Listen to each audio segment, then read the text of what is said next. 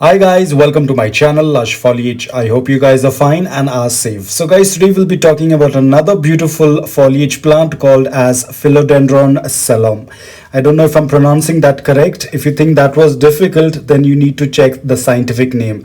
I don't think I'm even going to try pronouncing that. I'll put the name on the screen. So guys, I got this plant on a clearance sale because majority of the leaves on this plant were eaten by insects. So I got this plant for almost half the price. So apart from few of the leaves that were eaten, the overall plant was very healthy. So I didn't want to let it go. And another surprise was that there was a small tiny calathea growing in the same pot, so I didn't want to let it go just like that. So I purchased the plant and I'm very happy. It has been 2 to 3 months and the plant is starting to grow. There is a new shoot that's coming up, and this is the calathea that I was talking about. There is a small calathea growing. So talking about the light requirements, a Philodendron Selloum will grow well in bright indirect light. If you're giving it lower light conditions, then the leaves will turn darker green. Too much of light or direct sunlight will burn the leaves or cause the deep green color to fade away. So ensure that you do not put it out in direct sunlight, especially if your plant is really small. Like right now my plant is very small, so I've placed it in indirect bright light. But if the plant is mature enough, then you can provide it with morning direct sunlight for at least 4 hours or dappled sunlight. But if your plant is very small, then please don't provide it direct sunlight, otherwise the leaves will get burned. Now talking about watering, Philodendron Selloum tends to like slightly moist soil but not soggy wet soil. So ensure that there is a slight moisture maintained. And when you tend to see that the upper layer of soil, that is around 1 inch of soil, is dry, you can go ahead and do complete watering. During summers, you can give more water, but during winters, just cut down on the watering. During winters, just try to maintain a very slight moisture in the soil, but do not water it quite often.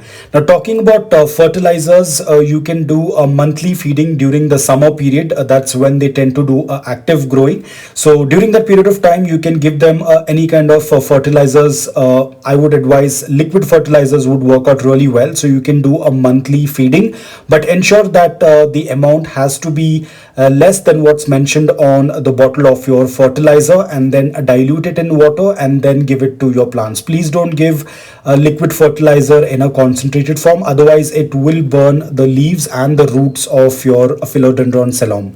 Now this plant tends to like a lot of humidity, so if you belong to a place that has low levels of humidity, then you'll have to either buy a humidifier or you'll have to group up a lot of plants together in order to create that humidity, or you can even try the wet pebble tray as well. Now talking about flowering, a Philodendron Selloum does not flower easily. It takes around 15 to 20 years for a mature Philodendron Selloum to flower. Now in case if you're growing it indoors, then it's going to be even more rare for the flower to bloom.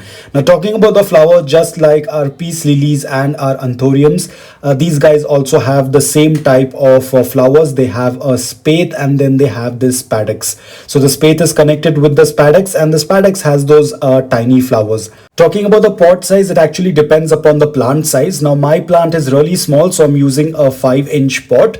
The pot has to have a drain hole. Please do not use a pot that does not have a drain hole. Otherwise, the water will stay in the pot and the roots will get rotted.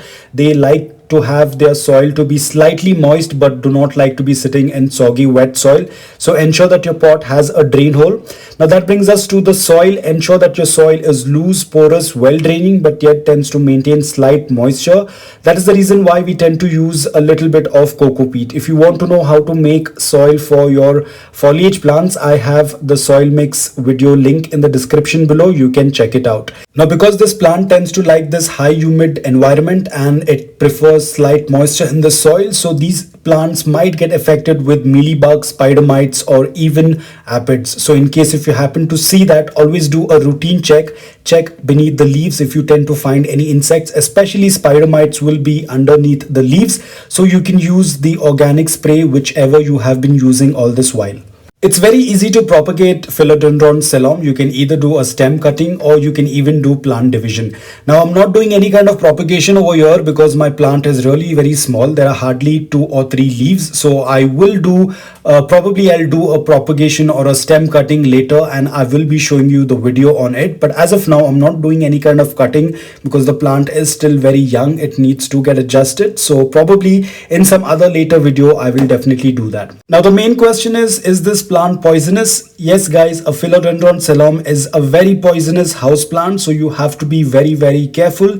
Keep this plant away from the reach of small children and pets, because all the varieties of philodendron plants tend to contain calcium oxalate crystals, so that can be quite dangerous if the leaves or the plant is ingested. So ensure that you keep it away from small children and pets.